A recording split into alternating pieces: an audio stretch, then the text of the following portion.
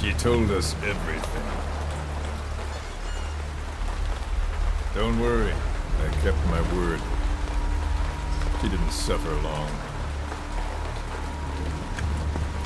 Here. You earned it.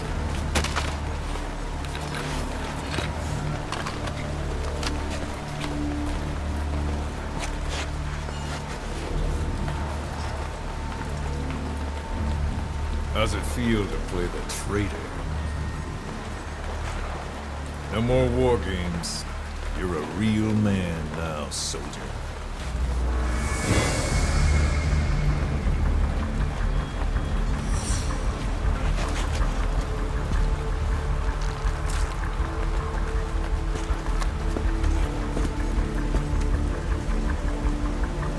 Give my regards to your boss when you get home.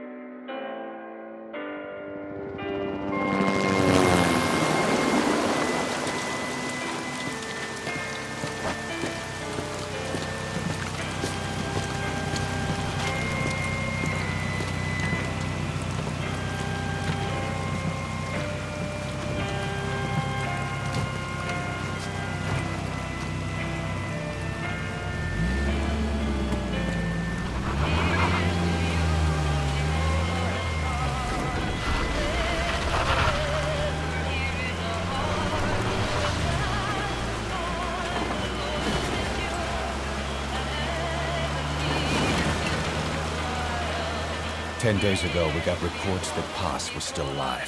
She survived. She was rescued by a Belizean fisherman who found her drifting in the Caribbean. So what's the plan? Silence her before we're compromised? No. I've got something else in mind. Our friends at Cypher suspect Paz could be a double agent. She's being held for interrogation at a camp on the southern tip of Cuba. Black site. Nice. A slice of American pie on communist soil, and out of U.S. legal jurisdiction. The upcoming inspection of Mother Base has to be connected somehow. The timing's too perfect. The UN's nuclear inspection. My guess is they're trying to corroborate Paz's leak. We're an army without a nation.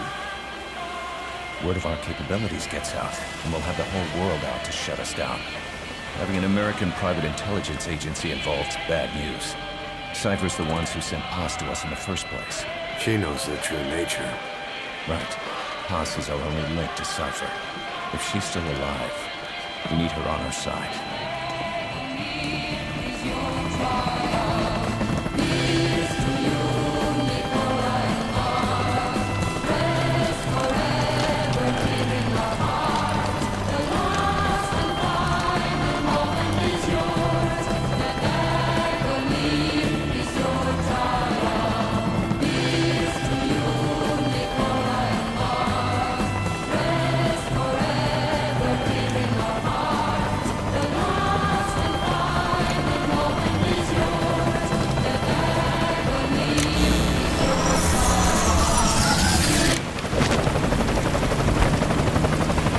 Horse is in!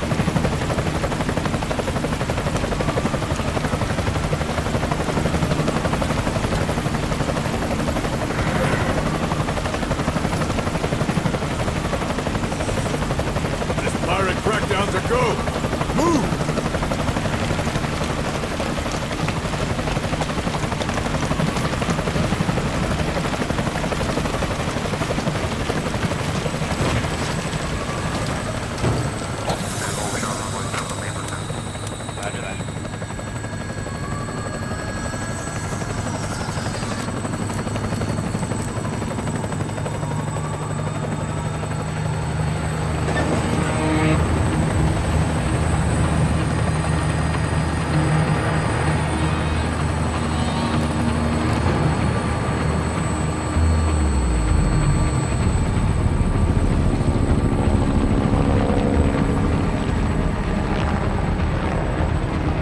So who's the other target? That would be Chico. He's being held in the same area as Paz. Last radio contact was 40 hours ago. Find them both. Bring them back alive. Enter the compound from the south cliff. Secure Chico and Paz, then report back from the rendezvous point.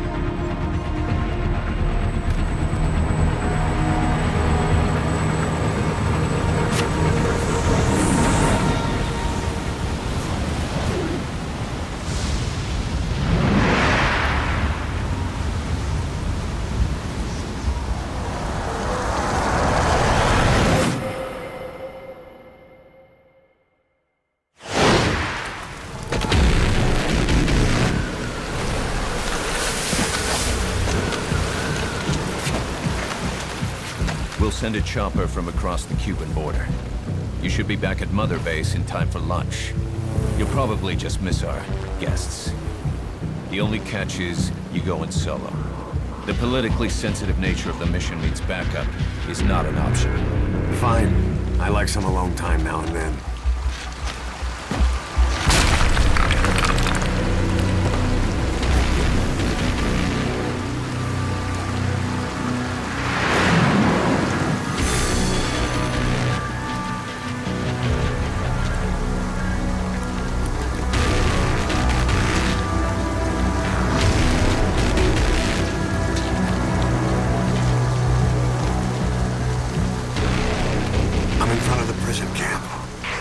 Excellent, Snake. Age hasn't slowed you down one bit.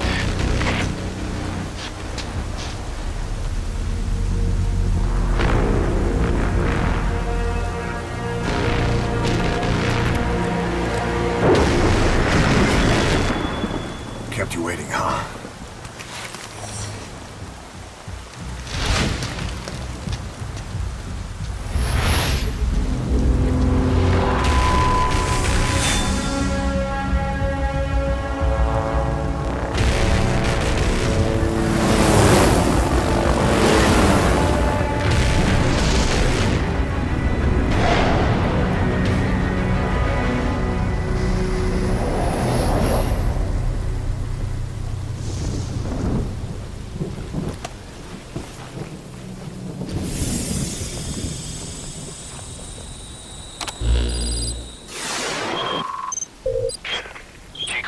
Are being held in an old, unused part of the compound. Get inside and head northeast.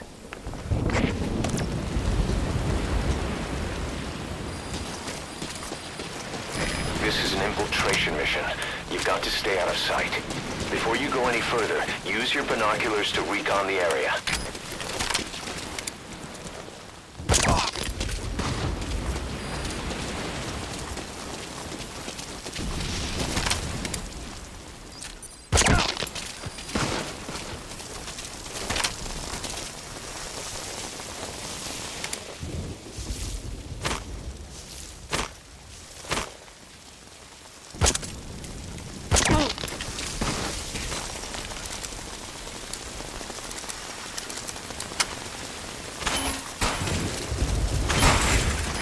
Head east to the old prison area. You can bring up the target's location on your iDroid.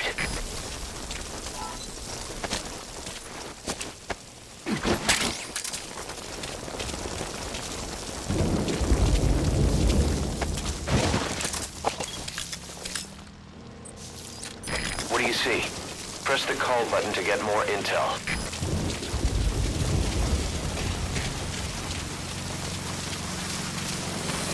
If you ready your weapon while crawling, you can move horizontally left or right. If you do that holding the dash button, you'll move faster. Contact me if you need advice.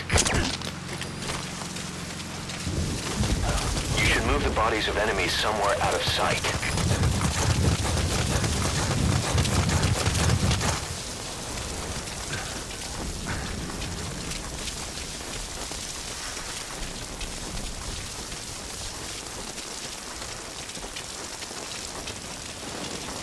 That guard's in the way. You'll either have to go around or deal with him. If you're going to eliminate him, use a gun.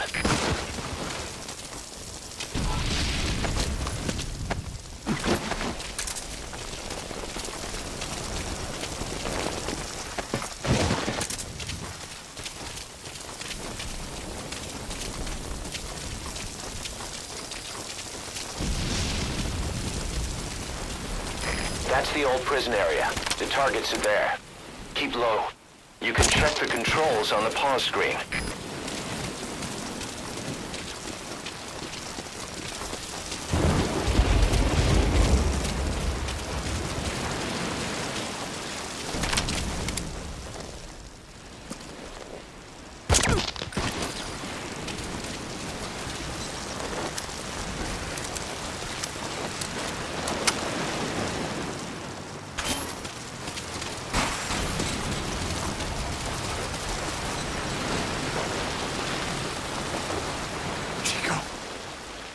Chico.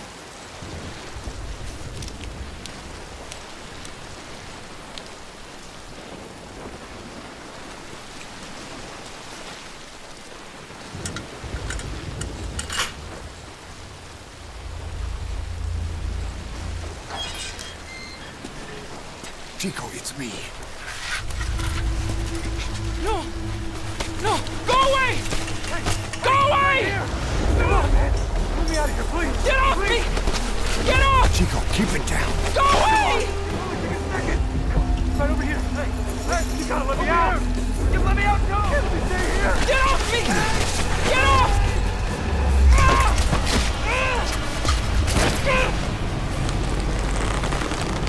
Chico, calm down. Calm down. Don't fight it.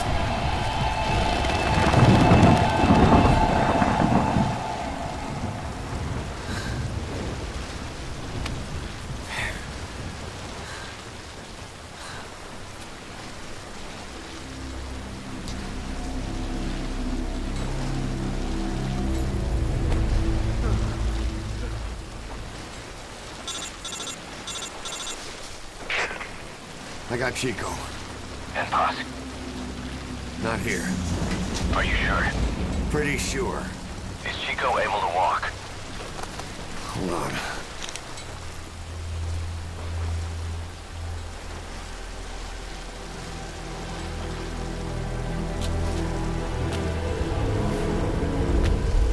Not gonna happen. You'll have to carry him out then. Okay, boss, change of plans. Haul Chico over to the rendezvous point. We'll get Paz's whereabouts out of him once he's calmed down.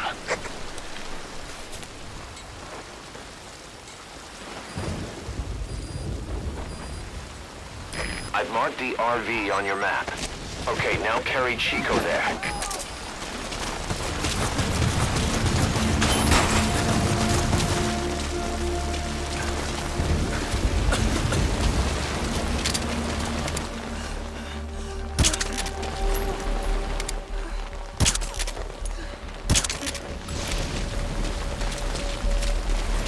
Once you don't end up head first in the ocean.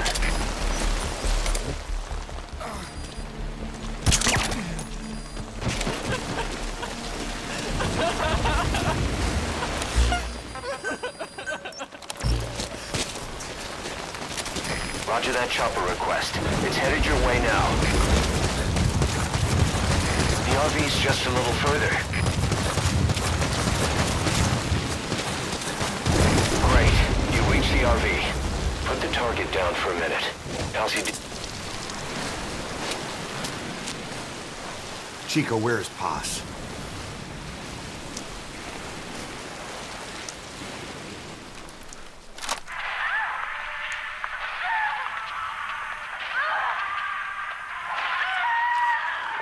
She's dead. When was this recorded? She's dead.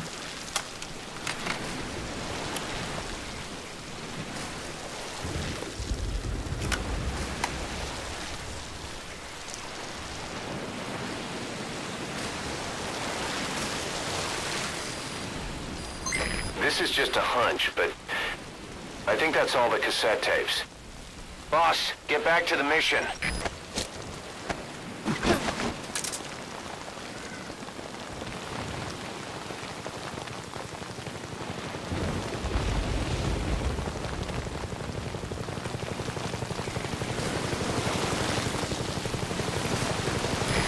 This is Morpho, arriving shortly at LZ.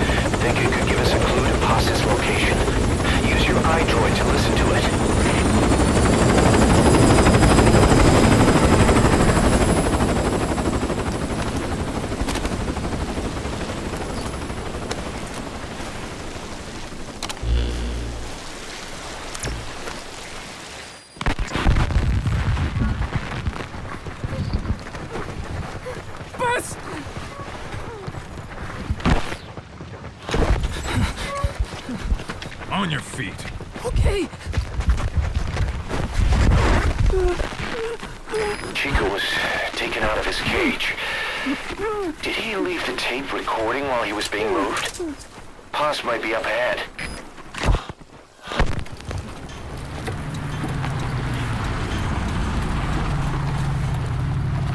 I hear vehicles.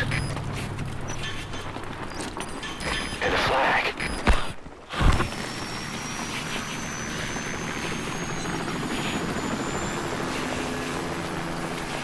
Must be near the heliport.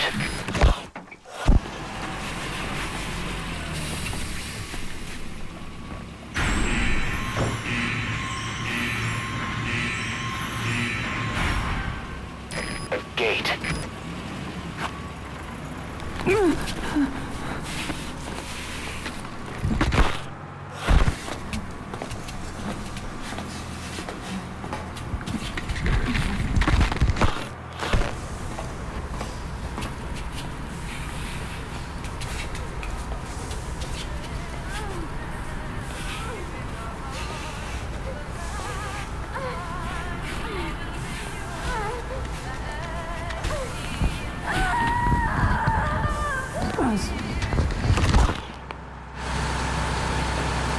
Chico left the tape on record while he was being moved.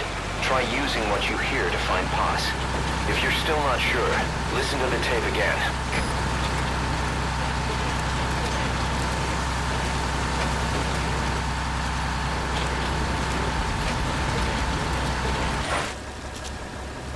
Open the front gate. Supply delivery's on its way in. Opening front gate.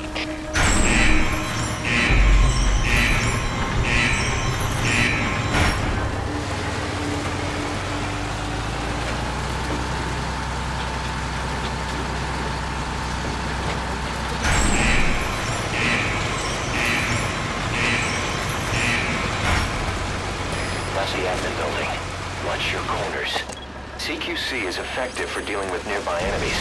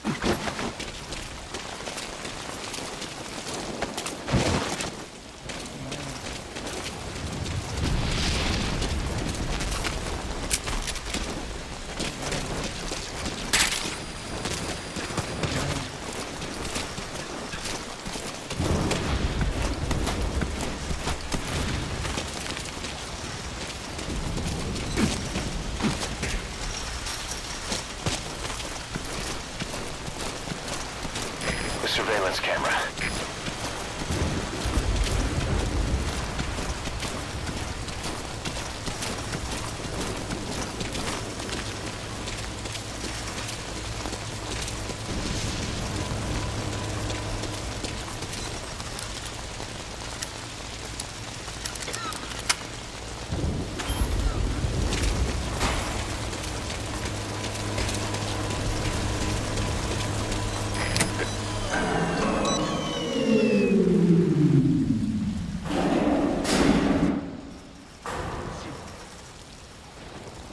All fire teams, this is CP. Our set of lights has gone out. Looks like a problem with the power supply. Whoever's closest, go check on the power system. Over. CP, this is Zulu 7. We'll investigate ASAP. Out.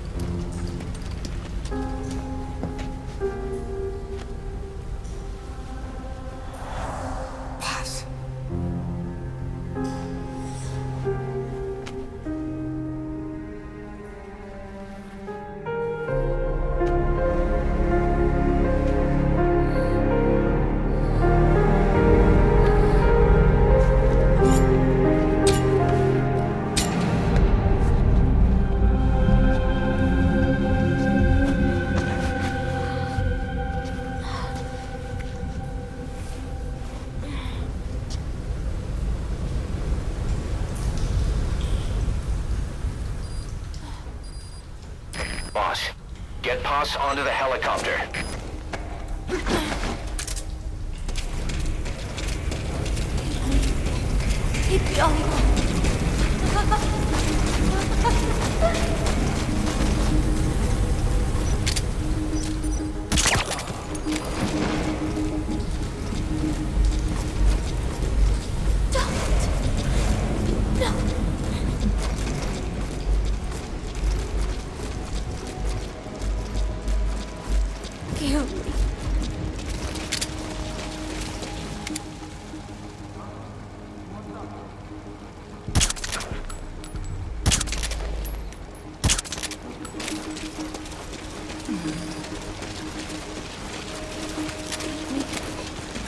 all you want.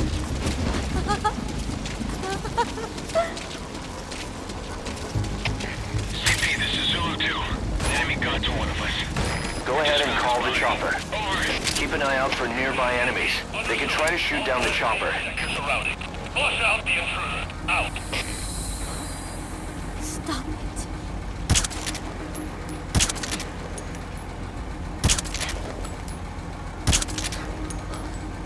Stop it.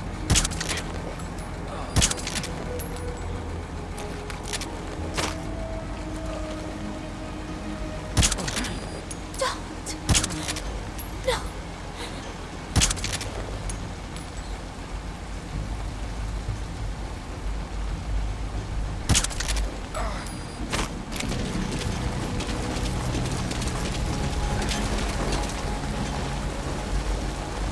Rain is an illusion. CP, this is Delta 1. That girl's missing. Looks like she escaped. Over. This is CP. Understood. Commence the search. ASAP. Do not let her get away. Out. They've discovered Paz is missing. They'll be looking for her. Hurry, you've got to get out of there.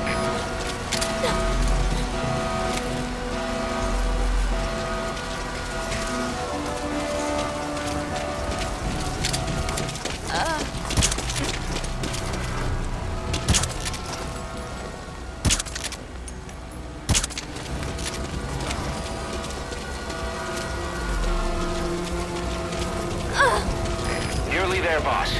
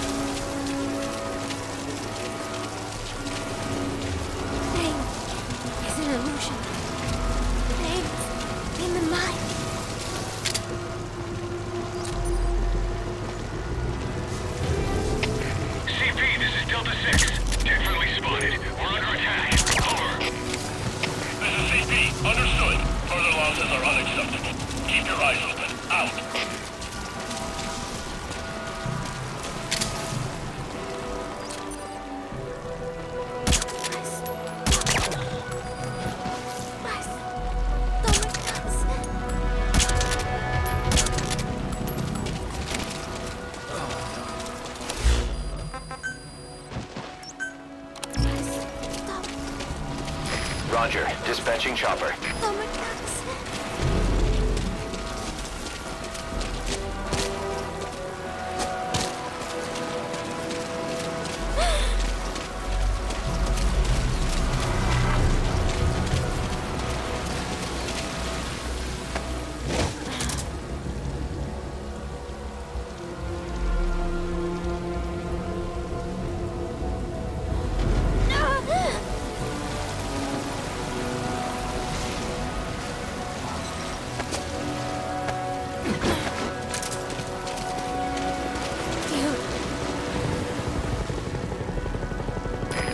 This is Morpho, arriving shortly at LZ.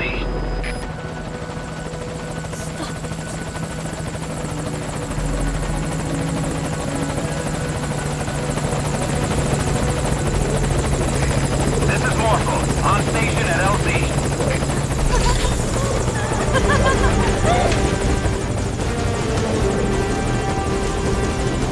Put the target on the chopper.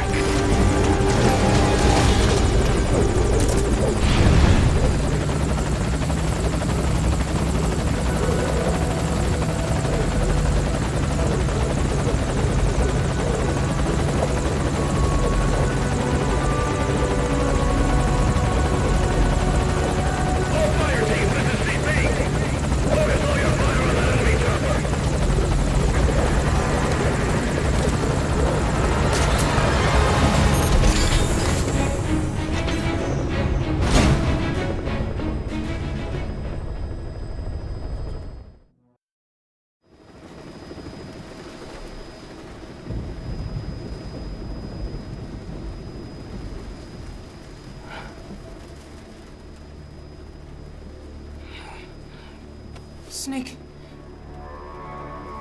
Snake! Medic!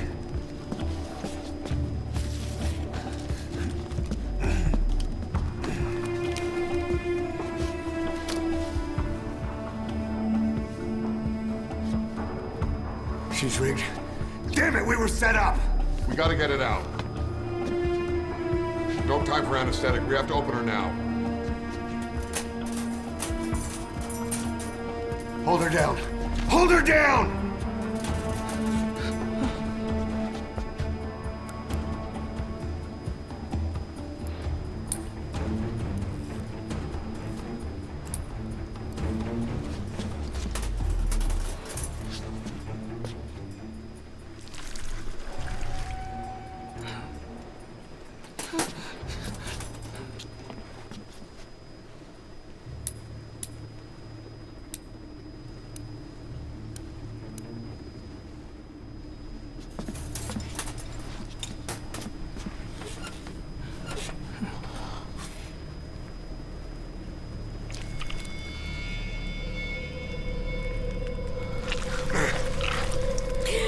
Keep her gut in.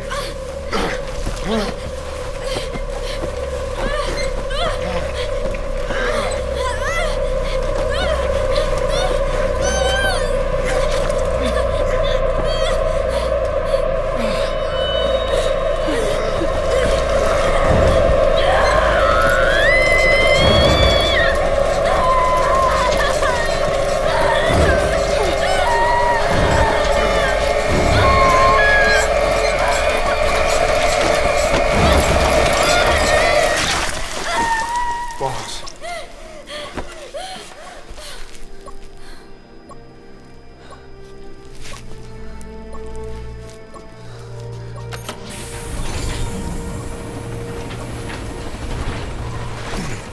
Breathing stable, no active bleeding. She's clean, I'm closing her up. Hold her steady. It's gotta be a continuous suture. Control tower, this is Morpho 1. All hummingbirds are on the wing. We'll shake hands, then head back to the cage. Boss, you got a call. Boss, can you hear me? What's up, Huey? Our guests are right on time. Document destruction and hangar decontamination are complete. AFVs have been stowed away, and Zeke's on the seafloor along with a nuke. Everyone's got their story straight. The guided tour will be wrapped up by the time you get home. Make me proud. By the time they leave, I'll have the IAEA praising us as the poster boys for world peace. Out.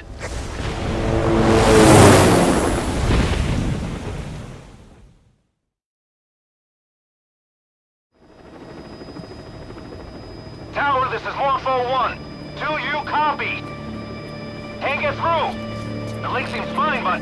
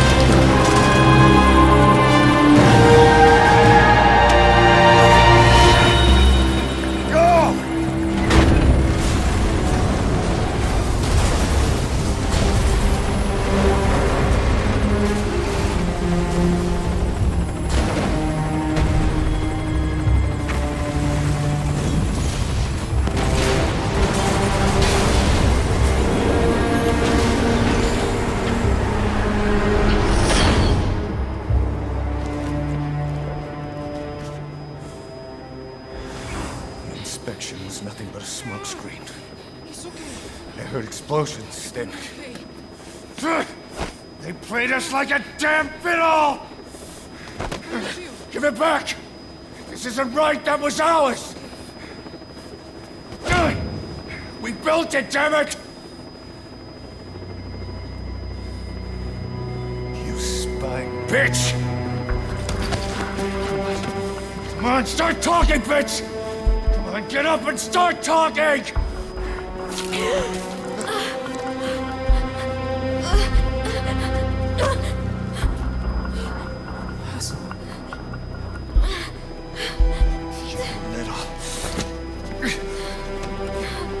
Bob, there's...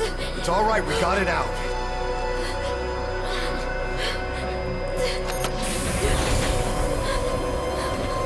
There's another in my...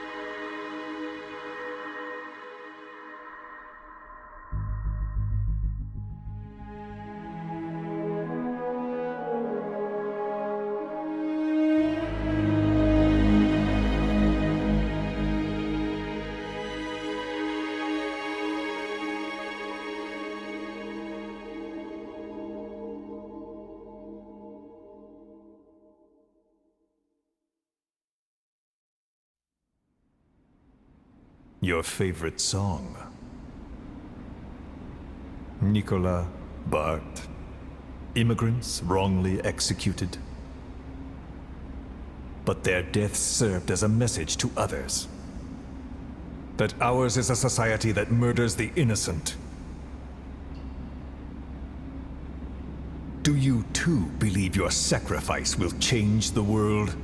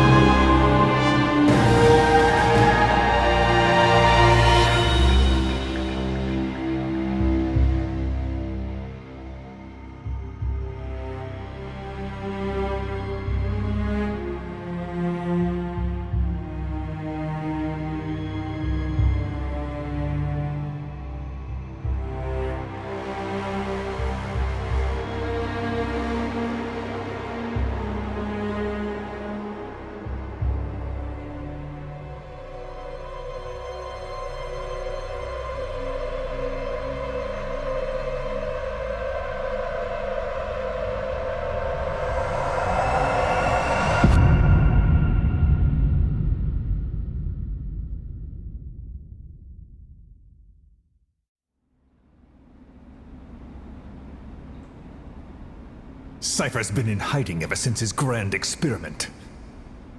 No one's seen him in years. All we hear are orders delivered by proxy.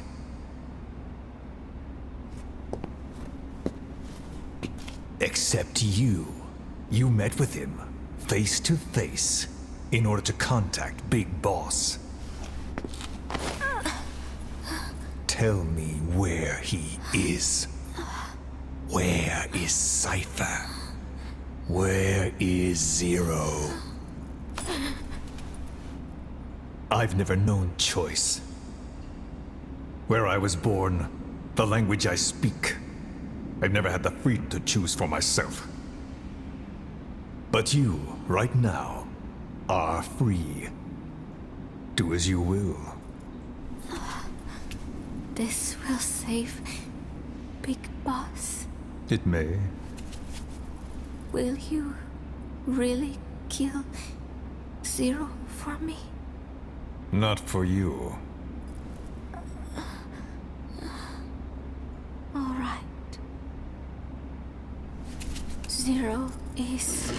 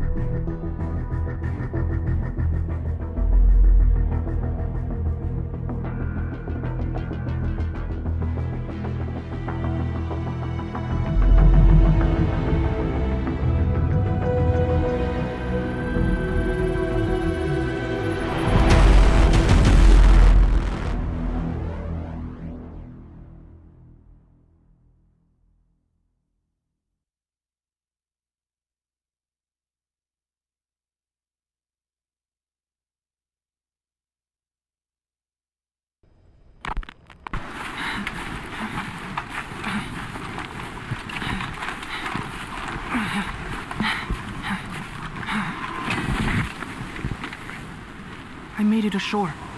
I'm in Cuba. Security looks lighter than I thought. I wonder where Paz is.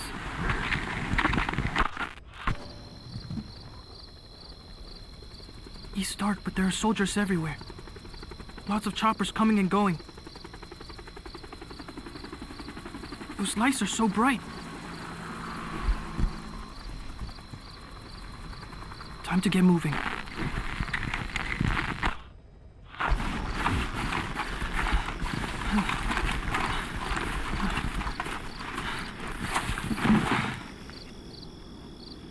I got close to the fence to see if I could spot her.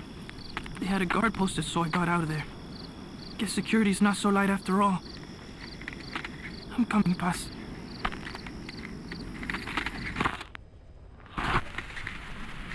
I'm okay. I'm okay.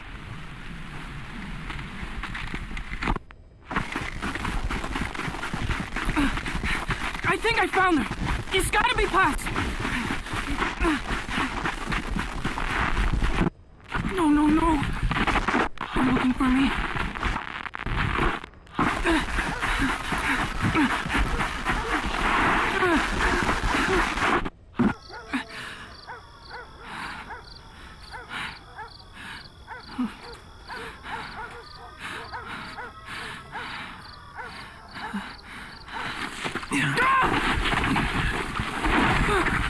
Enough! Quit that struggle! Got him secured. It's a kid.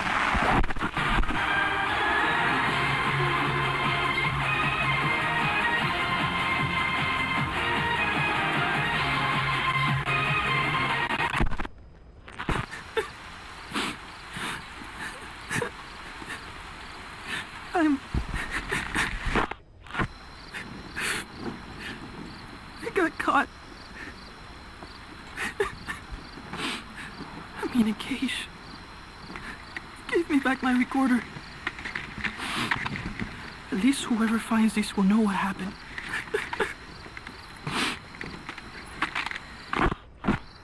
They're holding others here too. Still no sign of Paz.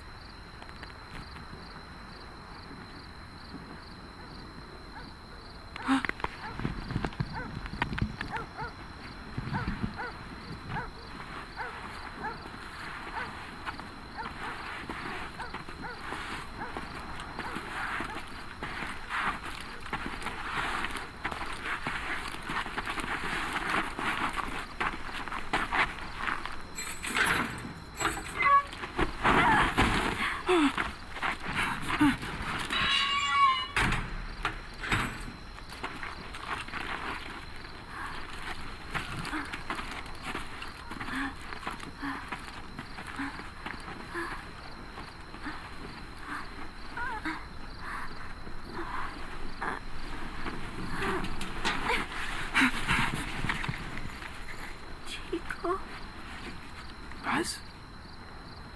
Chico.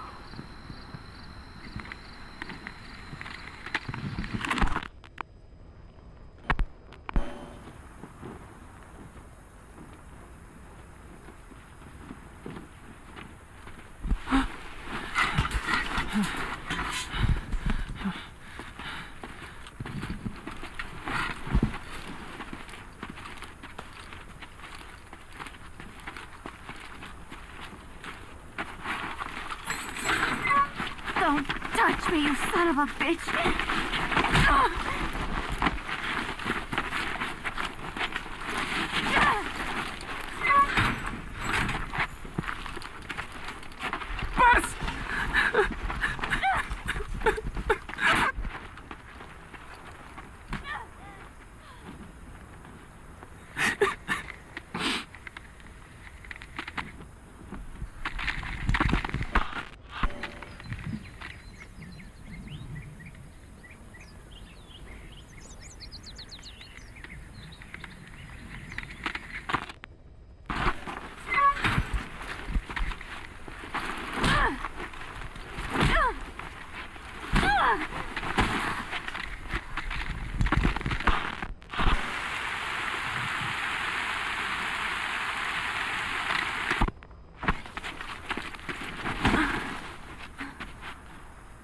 She looks weak. We need her alive. Yes, sir.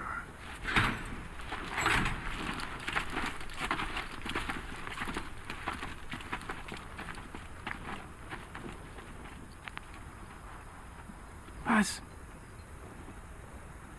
Huh? You're back early today. Early? And the sun is still up. See? Yeah. Chico, Yes? let us not do this, okay? Huh? I do not think I want to talk to you. But I came here to... Just be quiet. Or I'll scream. What the... I don't get it.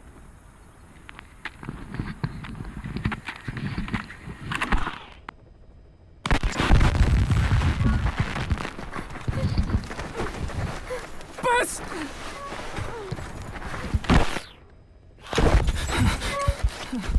On your feet. Okay.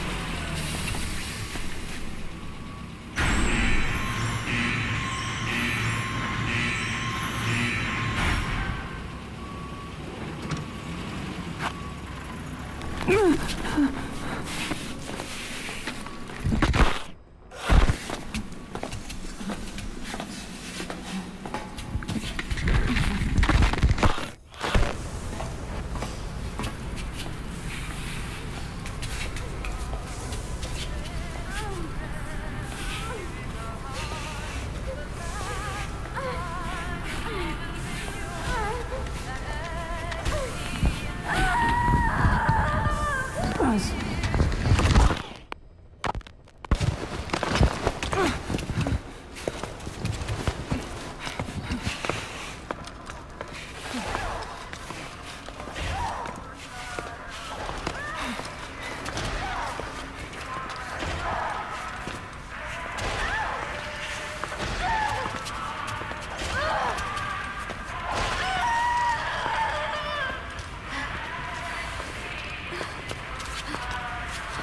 You've got company.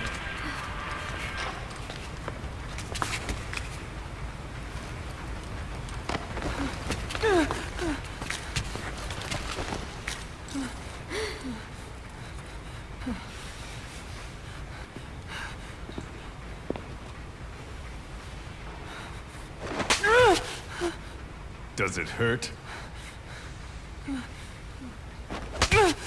Talk. Talk!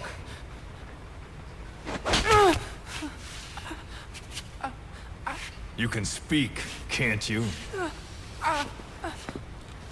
Then talk. Okay. Okay. Good boy. Your boss and I go way back. Don't count on him coming to rescue you. If you're a real soldier, you'll find your own way out. But don't bother trying to escape. Let's say you get lucky, and you don't look very lucky. And by some miracle, you get out of your cage. Let's even say you're able to elude the guards. Then what? The nearest Cuban border is 4 miles to the east. 4 miles of barren, America-controlled soil. Think you'd make it? You wouldn't get any help from the Cubans. And the border's a mess of live minefields. Think you'd make it through that? With your girlfriend in tow? If you were that lucky, you wouldn't even be here right now. But don't lose hope. There's another way out, for both you and the girl. This way is much simpler.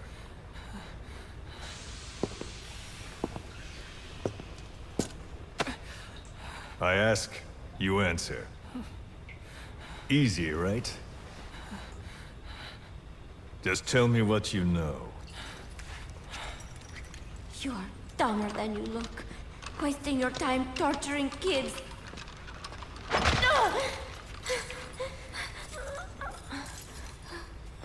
Tell me about your base. Chico. Well? Chico! Hit me!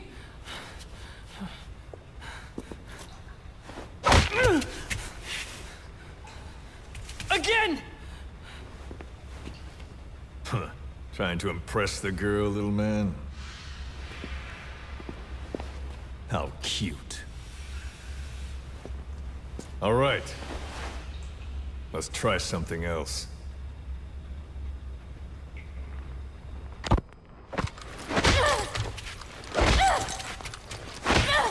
Stop it!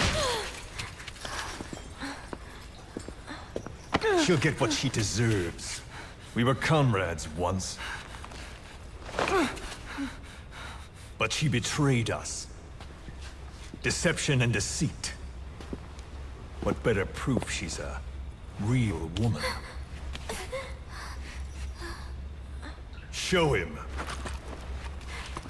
Do you realize what you're doing? Cypher is watching. Let go of me!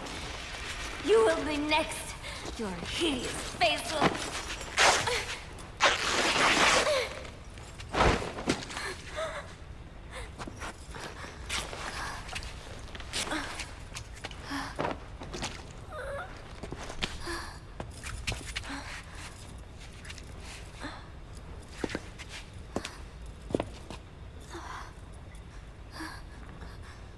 Repulsive, isn't it? Look. Look carefully. Watch out when you grow up, boy. This is the kind of woman you'll want to avoid. Of course, scars like those make it rather difficult to lead a normal life. I should know. Continue. Talk, and you both go free. Chico! No! Only you can stop this. Don't talk! Chico! Please! No!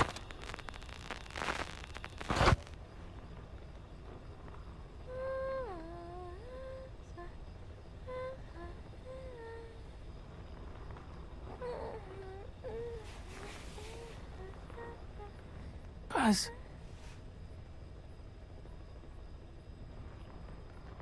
Why?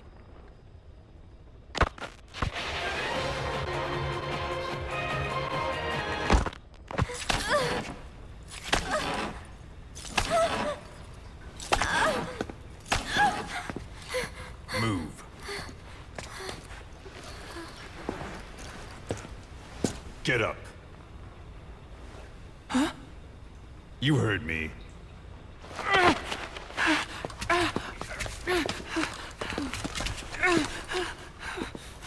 Do you like what you see?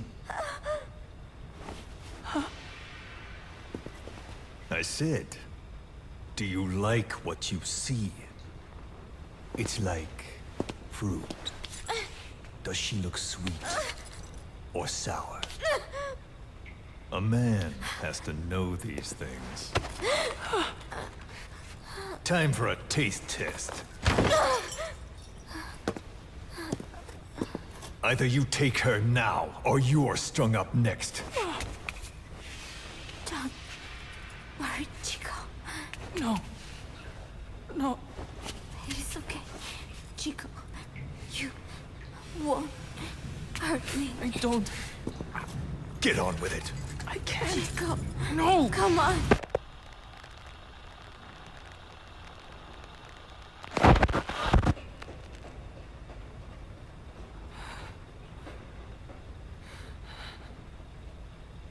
Out at sea?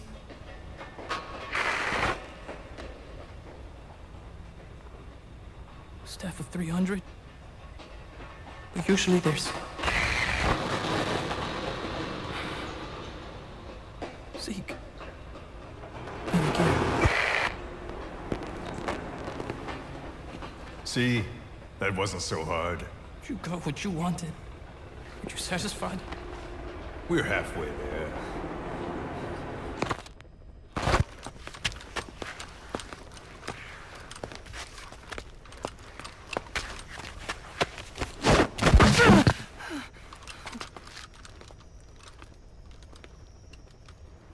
Chico? Chico? Thought you didn't want to talk to me. There's one thing I want to say. What?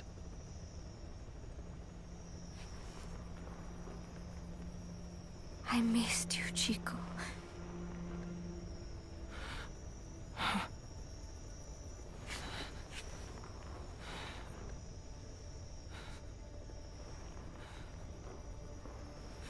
Yeah. Come here. Huh? Closer.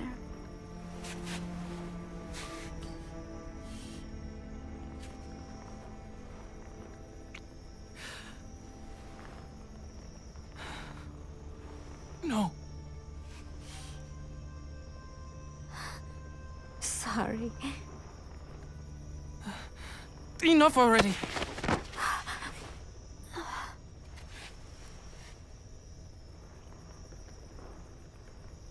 You want to do it here?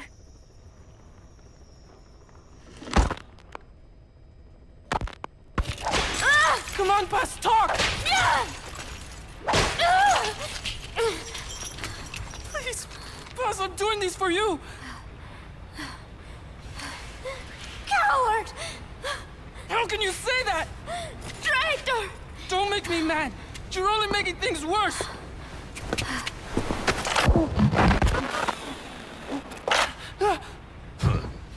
Take him back to his cage.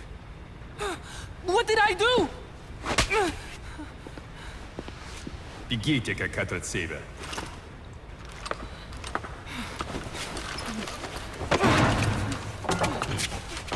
Give it back! Give it back! Enough. She's no good to us dead.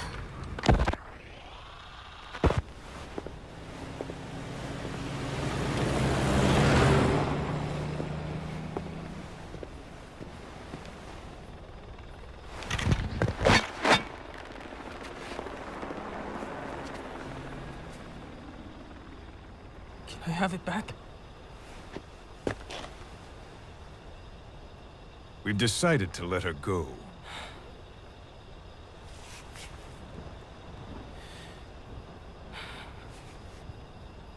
So... she talked. Told her she should have just gotten it over with. She's going back to your boss. But only her. Huh? Those were the terms. She said to leave you here. I suppose she doesn't much care for you anymore. That bitch.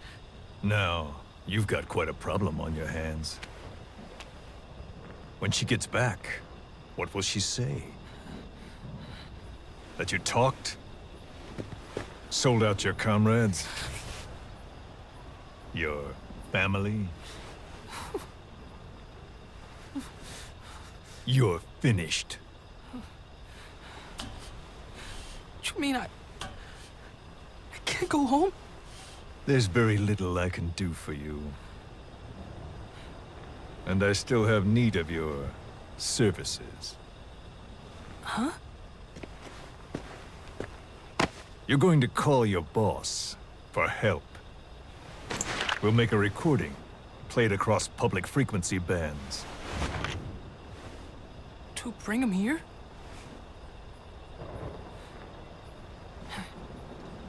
Yeah, right. Do you expect me to trust you? I'll never help you! Perhaps. But if you did, I wouldn't mind looking the other way if he did come for you. Take some guards off duty, let you quietly slip away. But you wouldn't want the girl leaving here alive. She'd have to be eliminated before he came. There's no other way. I'll leave you to think it over. Chico, growing up means choosing how you're going to live your life.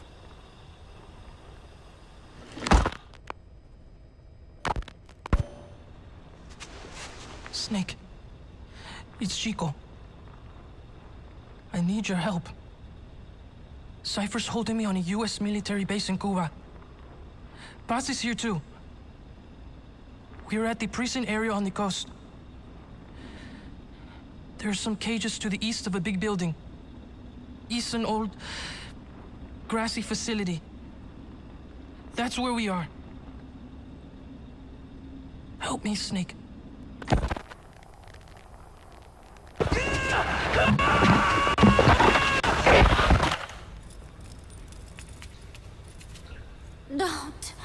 Don't do it. Kid's a natural, don't you think?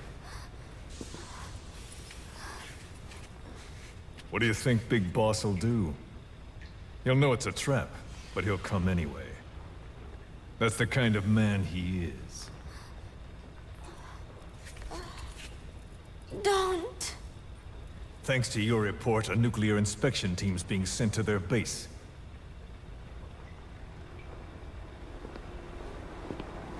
The scientist was our way in. It all ends soon, exactly as I've planned. All thanks to you. Cypher would never... Yes, Cypher will surely mourn his death. I'll have no choice but to distance myself from the group. And then they'll eliminate you. No one will be left.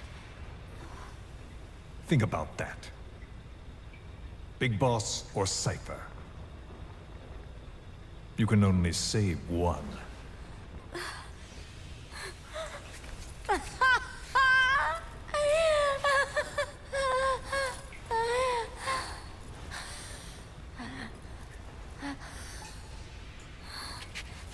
I will never talk. I don't expect you to believe me. The question is, which of the two would you like to give a shot at survival? What I would like is to kill you. The feeling is mutual. But we are secret agents. Restraint is a virtue.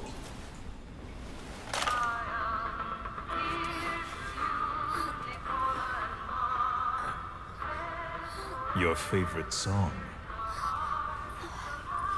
Nicola, Bart, immigrants wrongly executed.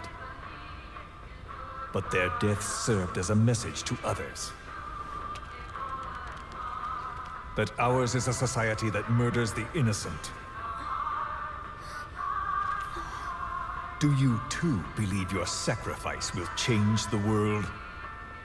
If so, the time is now. Cypher's been in hiding ever since his grand experiment. No one's seen him in years. All we hear are orders delivered by proxy. Except you. You met with him, face to face, in order to contact Big Boss. Tell me where he is. Where is Cypher? Where is Zero? I've never known choice. Where I was born, the language I speak, I've never had the freedom to choose for myself. But you, right now, are free. Do as you will. This will save Big Boss. It may. Will you really kill Zero for me? Not for you.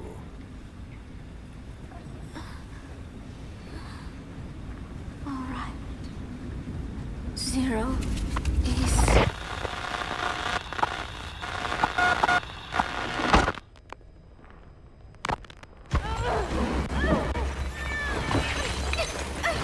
Give her the shot already! Hold her still.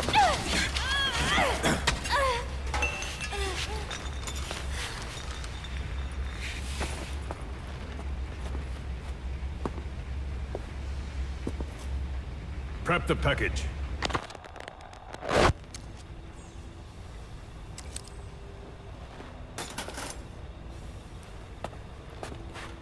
She's all closed up. Timer set for your instructions. We can't have her waking up or dying on us. I gave her a transfusion, a nutrient cocktail, and an anesthetic. How long does she have? 24 hours, same as her cargo. She won't last much longer than that. To make room for the bomb, I removed organs she won't need. Almost there. Now for the second one. In a place they'd never look.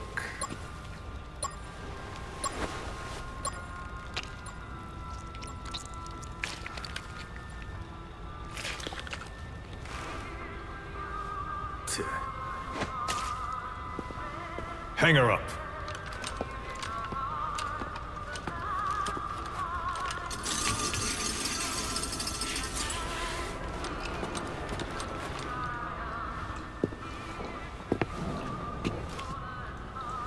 You shall not see triumph.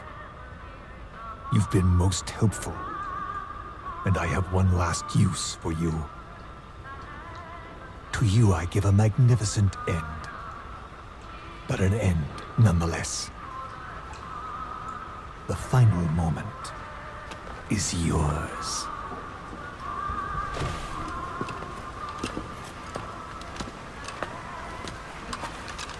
We heard from the advance team. Everything's right on schedule. The C4 has been planted on the legs. Strike team and decoy team are in position. And we have confirmation that Big Boss's chopper is lifted off. A shame I won't see him. But at least I'll get a look at his body. Time for us to move out too. But first, let's stop by and see the boy. I want Big Boss to hear his little diary. Hopefully, he's still a good listener.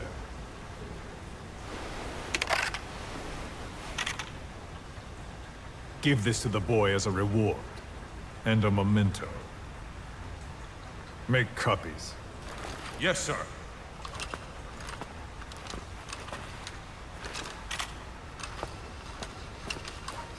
First Big Boss, then Zero. Liberation is at hand.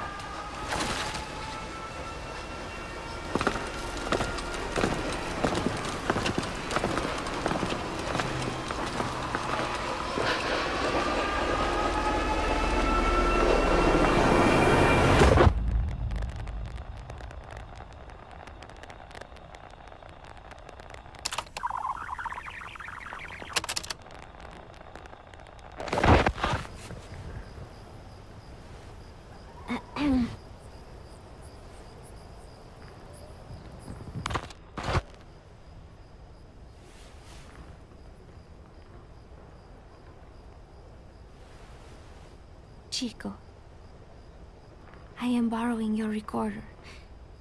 I hope you do not mind. I know it hurts right now, but it will all be over soon. Just thinking that helps keep the pain away. Chico, I would do anything to get you out of here. It is funny. I have never helped anyone else before. Only Cypher. That is the truth. I never imagined you would come for me. I was not very nice at first, I know. But I did not mean it. I was afraid they would try to use you somehow. But to be honest, having you with me here put my mind at ease. I hope that does not sound selfish. I thought I would never make it. But together, I think we can.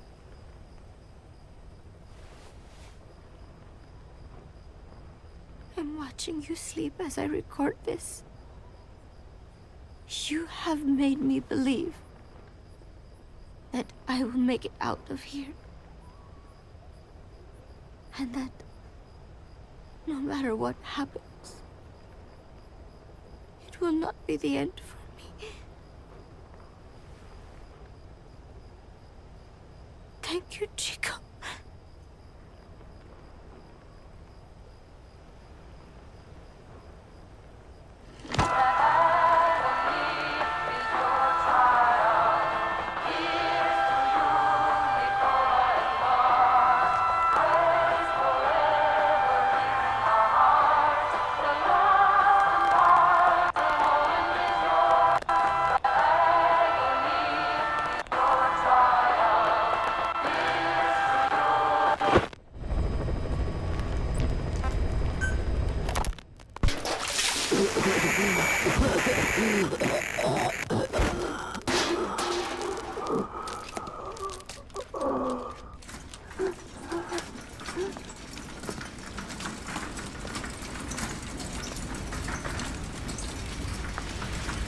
I needed this place to listen to the words people had to say.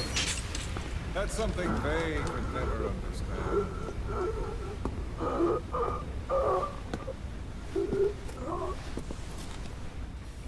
You've done your part. You told us plenty. You've known the pain of ages. And even now you think, as any person would, that this can't be happening. Is it education? Morals? Faith? Just the imprint of a lifetime of stories? Face to face with oblivion, which is where you are, and you still think that help is coming. The world you were born into is made to save you. Isn't that right? Of course it is. Everyone knows that. Until your last breath, you know it. Without the slightest chance or reason left to them, humans are capable of hope. I'm no different. But for one thing, when my time came calling, I didn't die. My family died, my country died, but they didn't take me with them. All hell took from me was this skin, this outer peel that marked me human.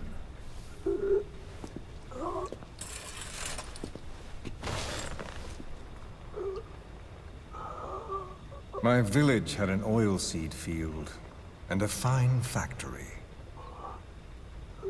Every day, my friends and I would see our parents at work in that factory. That's all I had, all the world I knew. Then one day, aircraft came droning in from some far-off sky. The factory was bombed. Some spies had told them we were making weapons. The building burned. We tried to flee outside. The crowd blocked the exit. The crowd of people. Hot. So hot. I tried to push through their legs and get ahead, but a boot in my stomach put me on the ground. The smoke of them burning filled me up. I heard my name called, but not for long.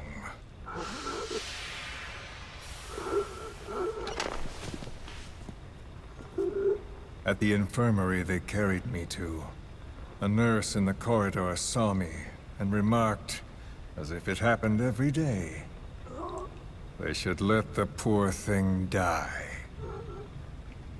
Those are the only words of my mother tongue I remember.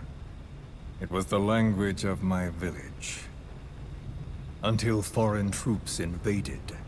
Then the last identity I had left, the words I spoke, were pulled from me. My skin would never feel anything again. This face would be burned again, in torture, at foreign hands. But I still writhe in that burning factory, doused in scalding rapeseed oil. That's all I have to feel, that pain. All I have to remind me I exist here.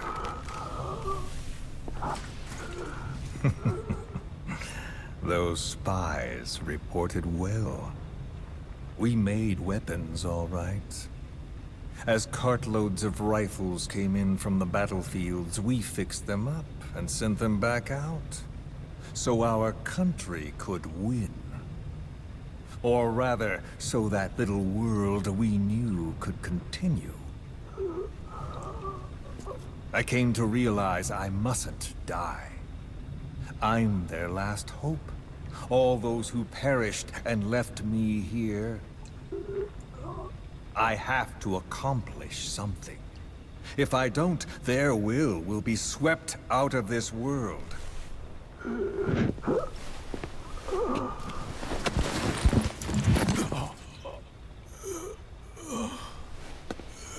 So, do you see me now?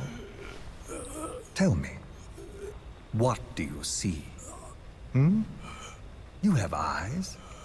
What do your eyes see? Yes, that's right. You see a skull face. You see me. This skull is who I am. My mark, my proof of humanity. I have no country, no language, I have no face. But I haven't lost my skull. So I told myself, the pain and effort that keep me alive will never know relief, never bear fruit, never be repaid. I know that, but I told myself to focus on some hope, a non-existent hope, to guide me through this burning world. A hope. Call it a dream. A melancholic delusion. As the pressures within me stretch me to bursting, and I force myself not to cry out, though the words I thought were carved into me are gone, and all I knew is dead.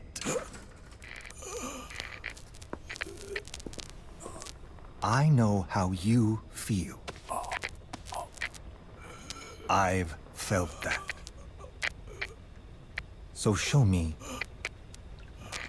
that I'm not the only one. That you too can return to this world for revenge. Do you see me? Don't die. Don't die! Ah.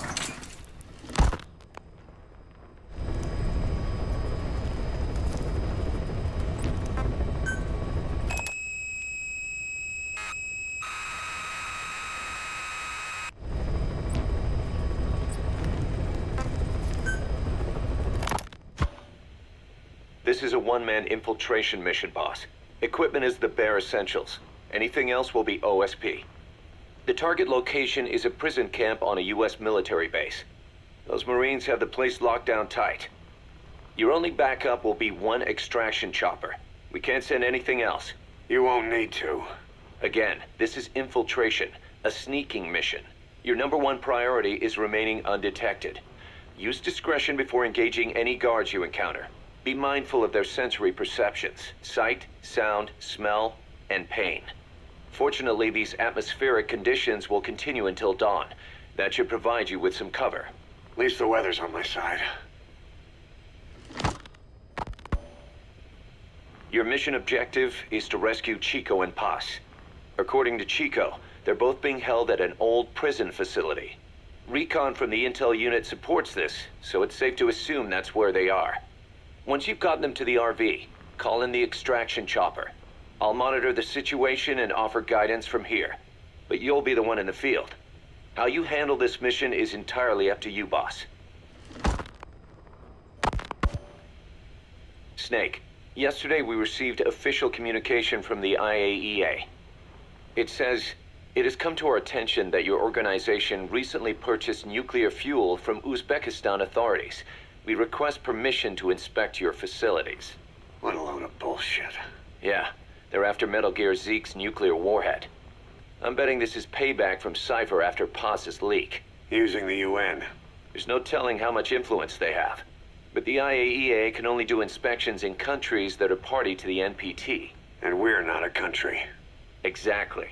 We haven't signed a safeguards agreement with the IAEA over peaceful nuclear use, and we're not obligated to report any nuclear material we have, nor information about any nuclear facilities. The IAEA has no authority to inspect us. But despite all that... That nuke's our last line of defense. We don't want to announce we have it until the world is preparing to wipe us off the map. Until then, we let everyone think we're just a private army with conventional firepower. What's Huey's take? That the problem's how to hide the nuke in Metal Gear. But I gotta tell you, he was all for it. I see. But there's no way we can have the IAEA poking around here. So what do? Ignore them? Send them an official letter of refusal. Say that we're a private organization and we've done nothing to attract this suspicion. You got it. We finished Zeke's waterproofing reinforcement yesterday. The day after tomorrow, we'll be done installing the main depth control tank, the compressed air tank, and the attitude control propeller pod. Huey, If the underwater test goes well, next week we'll try the 300-foot seabed depth. Drop the act, Huey. How did we end up agreeing to the nuclear inspection? Because after you sent that letter, I told them. After careful reconsideration, we agree to your request. And frankly, we should be inspected. This is our chance. If they come and go without discovering the nuke, we can tell the world we're clean. Of course, it's risky, and we'll have to make sure everything's perfect, but it'll be worth it. Huey, can they do an inspection without going through the Board of Governors? We contacted the IAEA's admin branch, and they said there's no record of us being brought up at any of the board's meetings. I'd say probably a preliminary inspection to determine whether we should be referred to the board. So it's bound to be a small inspection team, and they won't be here that long. Don't worry, leave everything to me. Has the media gotten wind of this? Yeah, 2 major Western networks want to do stories on us. I planned on saying yes. What? You want to broadcast this place to the world? That's why I agreed to the inspection. This is a golden opportunity. We can use the media to prove to the world we don't have a nuke. Besides, even if we said no, it would just be delaying the inevitable. Kaz, our hands are tied now. Start getting the place ready. Thanks, boss. Don't get the wrong idea. You've set it up so that any more changes of heart will arouse suspicion, that's all. Zeke stays, but we'll have to move all other AFVs to shore. Any potential troublemakers can go with them for some mandatory R&R. Sound good, boss? Just do it. About the inspection, what do we tell the men? The truth. What else? The one thing we don't need to worry about is anyone here spilling the beans about Zeke. Good point. What about the Sandinistas? There's still quite a few of them left on the base. I hate to say it, but it won't look good having Soviet bloc personnel here. The problem is, moving a group that size in a hurry would look even worse. At least Amanda's on assignment in Cuba. They'd recognize her. She should stay put for now. All civilians save Huey will have to return to their countries. Even your Parisian? Of course. We'll get her whatever paper she needs. Dr. Strangelove's departure came at a perfect time. The less Zeke-related staff here, the better. Wait, she left? That's right. You were away on a mission. She left last week. There's nothing cooking in AI weapons research, and Zeke is complete. There was really no reason for her to hang around. I'm surprised Huey let her go that easy. Yeah, his crush on Strangelove was never much of a secret, huh? He followed her everywhere while Zeke was in development. Boy, would she get pissed. But he does have a lot on his mind right now. I've got bigger issues to deal with. That's what he said. That's the spirit, Huey. 10 days ago, we got reports that Paz was still alive. She survived. She was rescued by Belizean fishermen who found her drifting in the Caribbean. So what's the plan?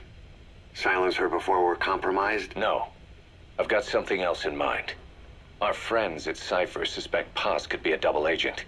She's being held for interrogation at a camp on the southern tip of Cuba. Black site. Nice. A slice of American pie on communist soil, and out of U.S. legal jurisdiction. The upcoming inspection of Mother Base has to be connected somehow. The timing's too perfect. The UN's nuclear inspection. My guess is they're trying to corroborate Paz's leak. We're an army without a nation. Word of our capabilities gets out, and we'll have the whole world out to shut us down. Having an American private intelligence agency involved's bad news. Cypher's the ones who sent Paz to us in the first place. She knows their true nature. Right. Paz is our only link to Cypher. If she's still alive, we need her on our side. If not us, who else is gonna rescue that bitch? When do we do it? The inspection comes first. We'll deal with us afterwards. Do the men know? Word has started to spread.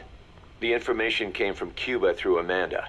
One of the base personnel used to belong to El Frente. I'll tell everyone we don't concern ourselves with the survival of enemy spies. We need them focused on the inspection.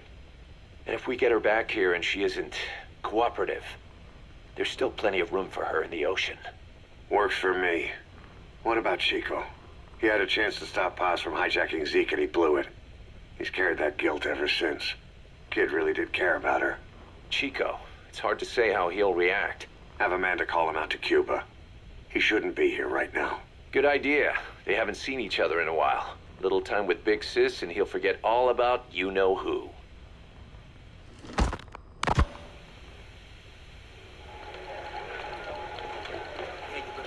What? Still no sign of Chico? What's going on? It's Amanda in Cuba. Our resupply package arrived, but Chico wasn't with it. Relax, Amanda. I'm sure he's just exploring Havana or something. First time in the big city. Could have gotten carried away. Cos, wait. The boat Chico was on, did it stop anywhere before it got to Havana? Yeah, it had to refuel at Santiago de Cuba. You don't think... Oh, shit. You gotta be kidding me. He does this now? It's 60 miles from Santiago to the prison camp. Chico used to cross the mountains with the older Sandinistas like it was nothing. He'll make that in 3 days. Still, even if he does find his way there... You know how reckless he can be. Chico thinks we've abandoned Paz. That's why he's doing this. We'll start by having the intel detachment in Cuba look for him. We can't let him be captured.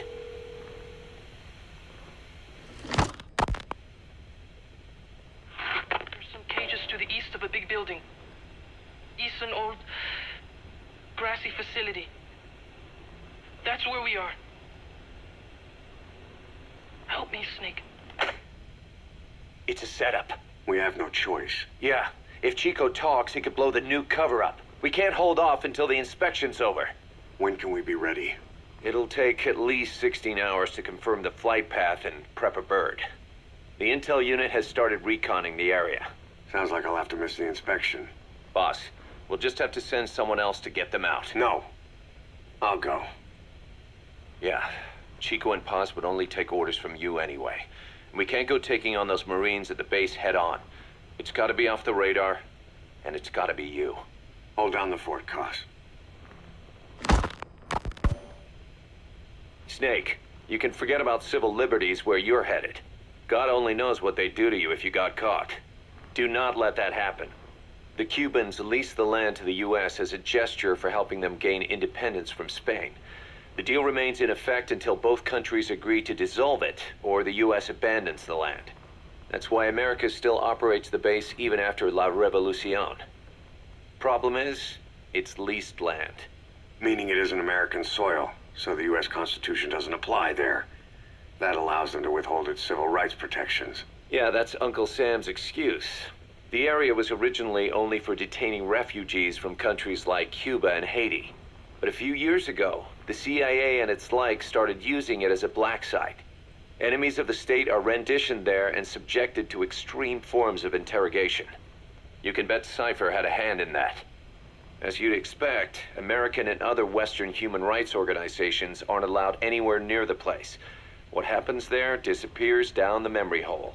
Who knows what they're doing to Chico and Paz? I'd like to interrogate her ourselves. But if worst comes to worst, make sure she's dead. Chico, on the other hand, we have to bring back, fast. He knows too much about us. Cos? The area is surrounded by mines placed by both the US and Cuba, making escape on foot impossible. You're heading into the lion's den, Snake. Don't take this one lightly. Come back in one piece. Yeah.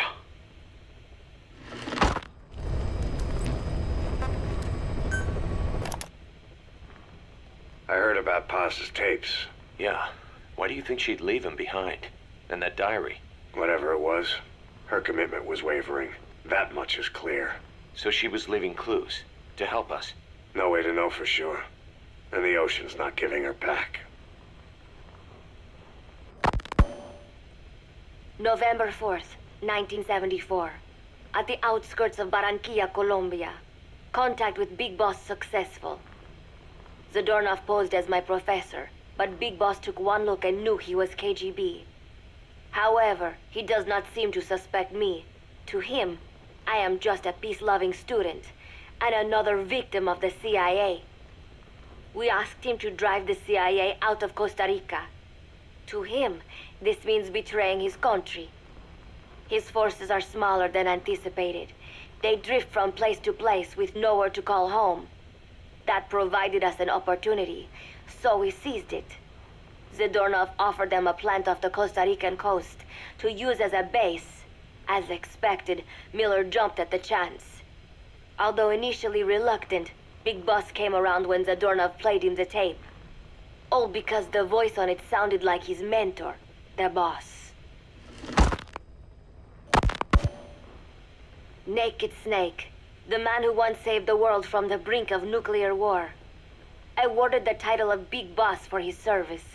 He later became a mercenary, abandoning both his title and his country. To him, that honor was steeped in the blood of the boss, the mentor he was forced to eliminate. Exceptionally charismatic, he possesses unparalleled combat and intelligence-gathering abilities. His only discernible weakness is her. This operation hinges on how effectively we can exploit that. Kazuhira Miller is Big Boss's lieutenant. Half Japanese, half American. He once served in Japan's self-defense force. Though he and Snake first met as enemies, they discovered a common bond and together built their private army, with Miller directing business and administrative affairs. He comes off as shallow, but his true intent is hard to read. I must be careful. All that is clear is his infatuation with Big Boss. With East and West fighting over its control, Central America is now the most contested region on Earth. CIA Central American Station Chief Coldman has developed Peace Walker, a fully AI-automated, fail-deadly nuclear launch system with which he aims to reignite the Cold War. Snake's new objective in Costa Rica is to prevent that. Zadornov's, or should I say, the KGB's plan is to play the two sides against each other, turning the entire region red. Not one of the three parties realize they're all just pawns in Cypher's hands. Cypher watches all. Mother Base has developed rapidly since being established in the Caribbean Sea. They recruit more personnel daily, and already their mercenary services are turning a profit. Big Boss's leadership and charisma, and Miller's business acumen drive this impressive growth. Furthermore, joining forces with a faction of the FSLN has expanded their power even more. They have even commenced their own weapons development program. All is proceeding according to Cypher's will. I could not be more pleased. Snake's pursuit of Peace Walker led him to an AI modeled after the boss's thought patterns. It was incomplete, but, somewhat ironically, making contact with Snake was the necessary finishing touch. Meanwhile, the scientist behind Peace Walker's locomotive control, Huey, defected to Snake's army. His presence has greatly accelerated weapons development at Mother Base. I failed to anticipate Coldman's madness, but nuclear war was averted. However, this was only after the boss AI on board Peace Walker sank itself to the bottom of the lake, in what could be likened to suicide. The boss laid down her gun, choosing to sing for peace instead, and Snake, himself a gun, parted ways with her. In doing so, he reclaimed the title he once abandoned. He is Big Boss. Zadornov has been detained. Since this leaves my cover identity without a guardian, the Mother Base staff has taken me in. I am now better placed than ever to monitor their internal affairs. Everything continues to unfold according to plan. The developer of the boss AI, Dr. Strangelove, has also come to Mother Base.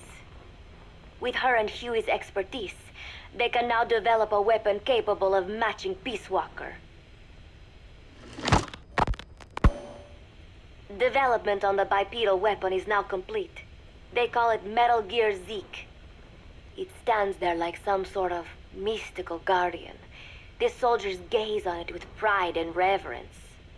Big Boss has elected to arm it with a nuclear weapon.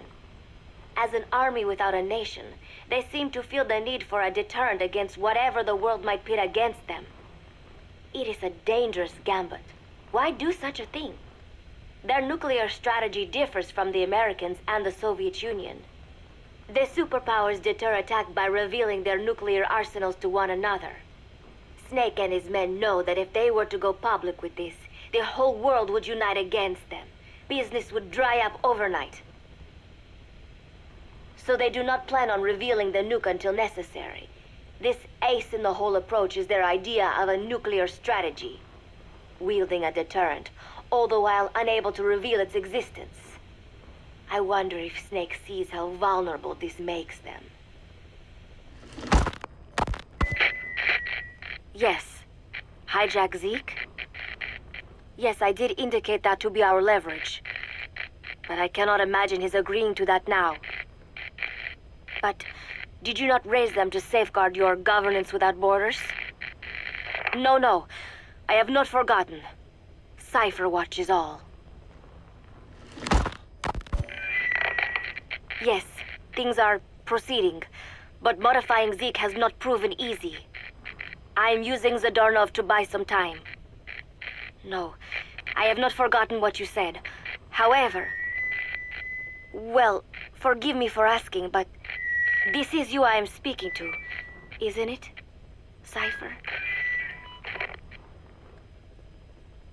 I will fight Big Boss. The world must be ruled by a single will. To defy Cypher is a fate worse than death.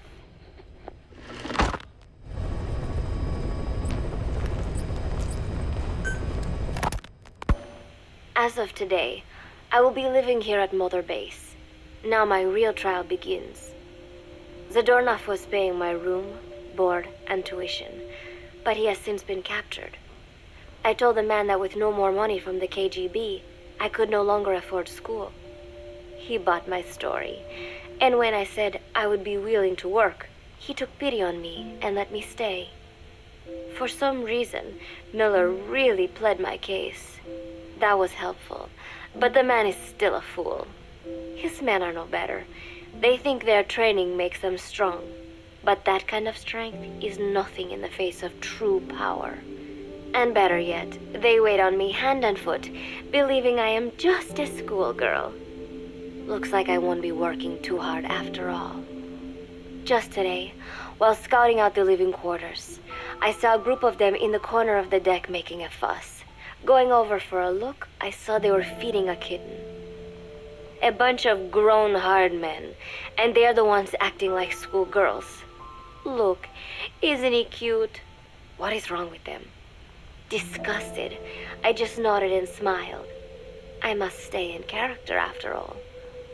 I indulged their chit-chat for a few moments. Then one of them asked me to give the thing a name. They had just taken it from its mother. I named it Nuke. I improvised some nonsense about how our compassion for living things can help prevent wars. The men gave me a little fish. I held it out in my palm and the kitten happily ate it up. What a pathetic, feeble creature. It sickens me. Today, Chico invited me to go fishing with the soldiers. I suppose finding one's own food does have its merit, but I prefer not to be involved in such a degrading task. And their prattling on about fishing being fun is nonsense. I'm not here to find playmates. Nevertheless, distasteful as it was, I went along in order to maintain my cover. Chico thrust a fishing pole into my hands, and we went up onto the deck where several soldiers had gathered. They welcomed us warmly. With so few women aboard Mother Base, I'm treated like a princess. No one suspects I am neither a teenager nor a student. It was nice and sunny, with a gentle breeze and waves. As I cast my line and waited for a bite, the soldiers began to ask me all sorts of questions. As always, I answered according to our predefined scenario, feigning a smile. As I sat there feeding them lies, the fish began to bite, and the soldiers began to focus on their prey. Chico had his bait stolen by a fish, and got so angry that he stood up and nearly fell into the sea. Everybody laughed. It almost made me want to join in too. At some point, I got a bite myself. The instant after I felt that first gentle tug, the fish yanked the line with astonishing strength, and I let out a cry of surprise. I thought he was going to be huge. It was my first time fishing, and I was a bit flustered, so the soldier beside me helped by supporting the pole from behind. "Reel it in," they shouted. I nodded, turning the handle as fast as I could. I wondered what kind of fish live below the surface, and thought back to the deep sea dives I had to do as part of training. Those were difficult days, but I remember finding the multicolored fish gliding through the water incredibly soothing. After a hard fight, I pulled it up. To my surprise, it wasn't even half a vara, rather anticlimactic. But I wasn't doing it for fun, so I wasn't the least bit disappointed. Nuke was hovering nearby with an expectant look on his face, so I gave the fish to him. All in all, a thoroughly wasted day. Preparations are coming along nicely. No one suspects me of being the one to let Zadarnov out of his cell. Today, Amanda and I taught Cecile how to make gallo pinto. It is a simple home-cooked dish consisting of black frijoles mixed with arroz. It is well known throughout Central America, not just in Costa Rica, so it is no surprise that a Nica like Amanda would be good at making it. But I was raised in the States from a very young age, and can hardly even remember my mother's gallo pinto. Having to make chit-chat with that clueless bird lover and the so-called revolutionary was excruciating. And, clueless or not, I will need to be especially careful around Cecile, the one who actually recorded that tape. Thankfully, Miller and his men seem to believe I mistook the tape I found for one my friend made. In any case, one can never be too careful. Anyway, the three of us minced garlic and herbs, then cooked them in a pot with frijoles we'd soaked overnight. While waiting for them to cook, we sautéed onions and arroz in a frying pan. Cecile worked the frying pan according to Amanda's directions, but seemed a bit glum. She does have a knack for cooking, though. She is French, after all. We added water to the pan and watched the arroz begin to steam. While we waited, Amanda shared memories of her mother with us. They had been separated because of Simosa, but the taste of her mother's cooking was still fresh in her mind. When the frijoles were ready, we drained the water, stir-frying them with the rest of the vegetables. Quite a complicated process for home cooking. Nonetheless, it kept them occupied. The longer we sat and talked, the greater the chance of my arousing their suspicions. With women, it is not enough to just bat your eyelashes and giggle. It takes a lot of effort to divert attention. When the arroz was done cooking, we folded it into the frijoles and added salsa, stirring the mixture as it simmered.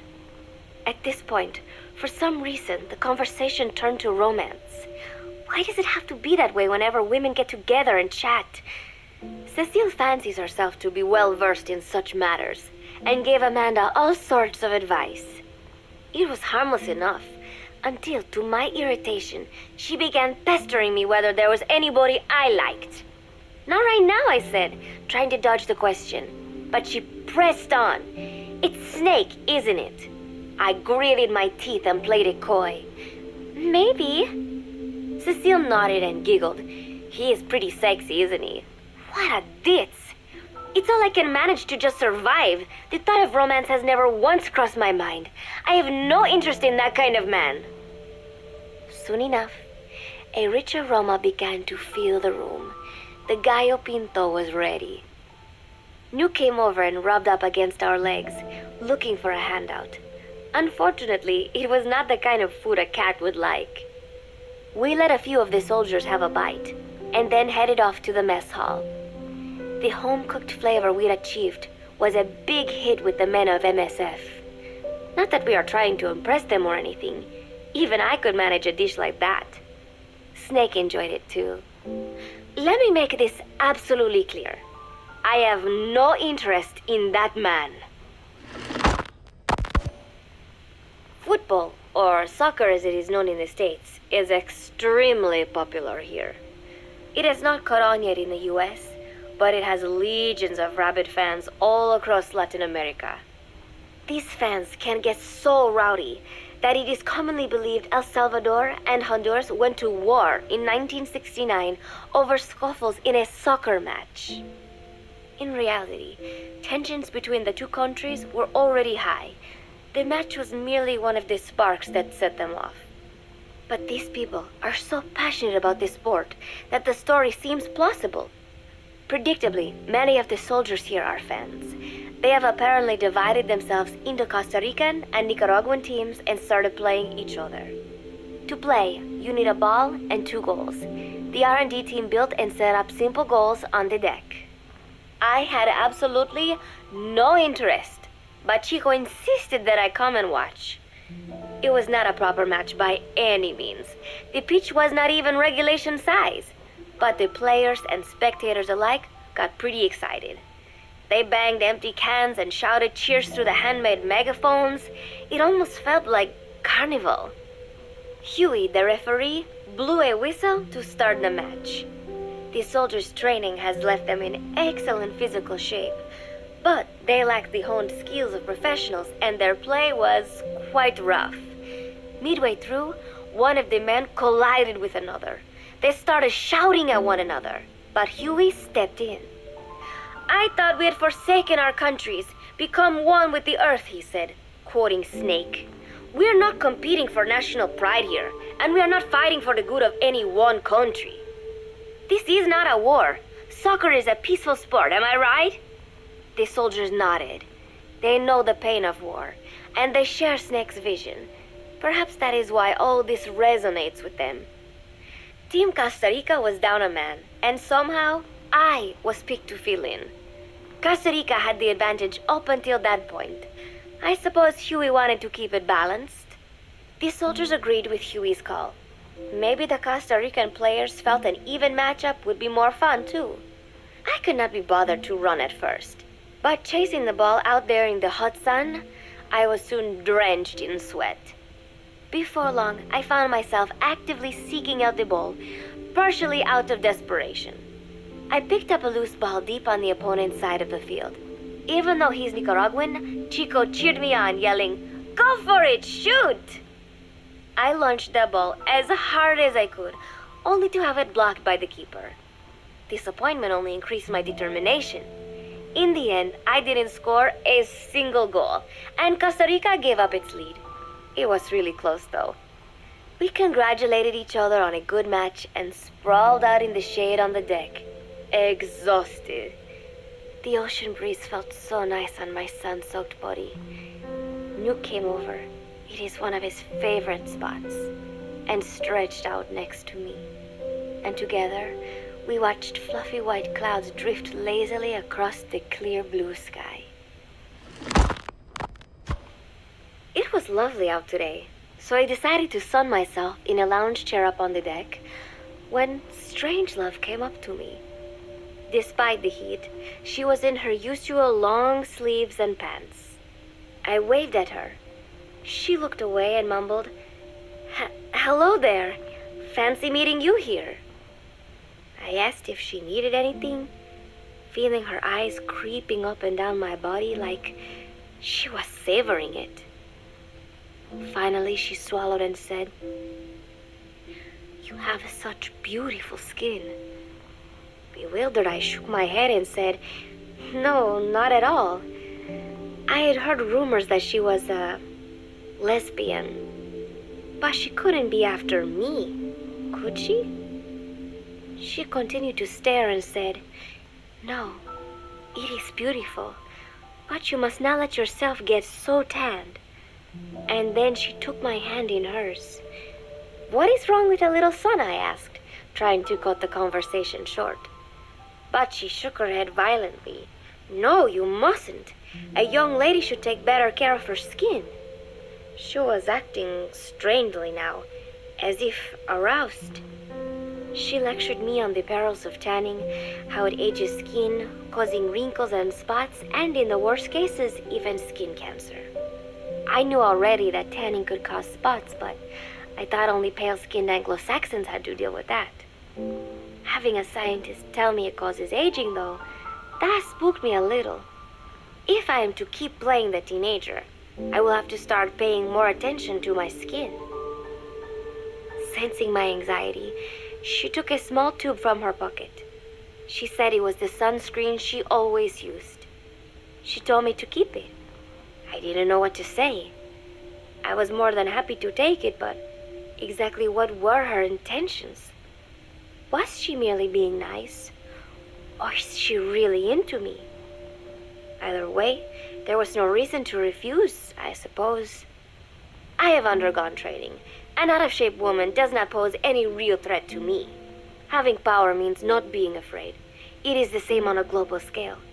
A country with nukes can dictate terms to a country without them. I thanked her and took the tube. Then she offered to put some on for me. She squirted some lotion onto her fingers and began rolling it into my chest. It happened so suddenly, and I was so taken aback that I did not even think to protest. She caressed my stomach with her long white fingers, then slid them upwards between my bikini-clad breasts. What? Wait, I sputtered as her moist eyes met mine. She was beautiful. Somehow, I found myself captivated by this woman more than 10 years my elder. Hold still, she whispered in my ear. I nodded silently, unable to refuse. My body went limp, motionless, as if in a trance. Gently, carefully, she rubbed the lotion all over my entire body. I shouldn't have enjoyed it, and yet I could not help myself. For a moment, I was spellbound. That woman is dangerous. I had better watch myself. Protecting one's health is an important part of any agent's job. But despite my best efforts, I have caught a cold. Now that I think about it, Mother Base's numbers are on the rise, with soldiers coming from all different places and backgrounds. It is no wonder then that sooner or later someone would bring in a virus. That said, what I have got is just a common cold. The medical team said I'd need a few days rest, so I've been restricted to my room and put on bed rest. I thought I'd gotten used to not having anyone around to relate to, but at times like these, being alone is just miserable. All I could do is lay there and stroke Nuke's back, trying to take my mind off how bad I felt. Nuke just sat there, not making a sound. But I did have visitors. Amanda and Chico, Huey, Cecile, Miller, and a few of the soldiers I've become relatively close to. Amanda made me a soup with herbs she said were good for a cold. Miller told me to take it easy. I will sing you a lullaby, he said, then broke out a guitar and sang some incomprehensible song in Japanese. I did not need to understand the lyrics to know he is an awful singer. Then he said, "You know what is good for a cold? Suppositories. Here, I'll show you." He began to take off his pants, so I threw my tissue box at him to make him go away. Then Strangelove showed up, saying she had some miracle Indian cure. "It has got eucalyptus extract," she said. "It works best if you rub it into your chest." And then she tried to take off my nightshirt. I whacked her with my pillow, and I got rid of her. Chico brought me a little flower in a cup. It had been growing in a little bit of earth that probably found its way on board stuck to something else. "I found this on the deck. Here, you can have it." He tried to act nonchalant, but I am pretty sure he's got a crush on me. None of them understand. If they thought these little visits would cheer me up, they were wrong. Tonight, Snake himself came to my room. Like the rest, he believes I am just a schoolgirl and treats me as such.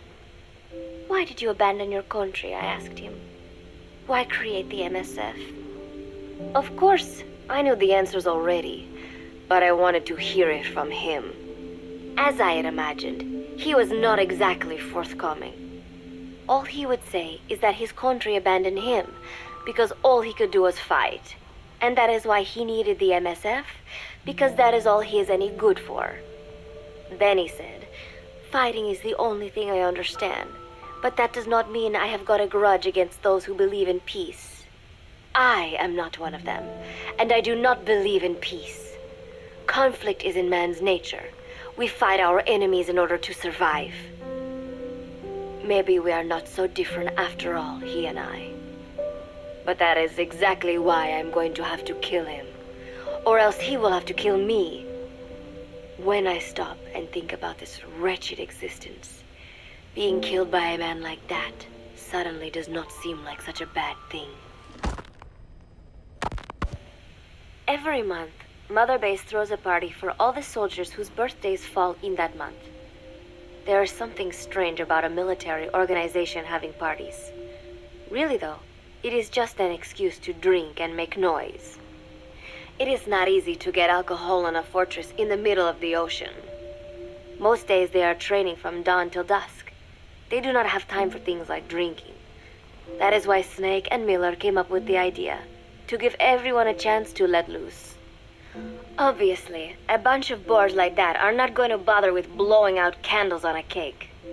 Rather, they sit there in a cloud of cigarette smoke, drink beer, eat meat, tell tasteless jokes, and swap crude insults about one another's hometowns. But it hardly ever breaks out into something serious. They talk up a storm, but they're just having fun. It is funny. You have got members of FSLN rubbing shoulders with the UCLAs, people who once would have considered the other mortal enemies. I wonder if that is what makes Big Boss so popular. In leaving their countries behind, they leave their hatred for other countries too. Miller seemed a little protective of me. Hope they're not being too crude, he said. But soon enough, he too was drunk. He yelled, "Come here and take a look at the real Kazuhira Miller," then dropped his pants and mooned everybody. The other soldiers burst out laughing. I have never seen such a crude, ridiculous party before. And yet, all these people, laughing and acting the fool.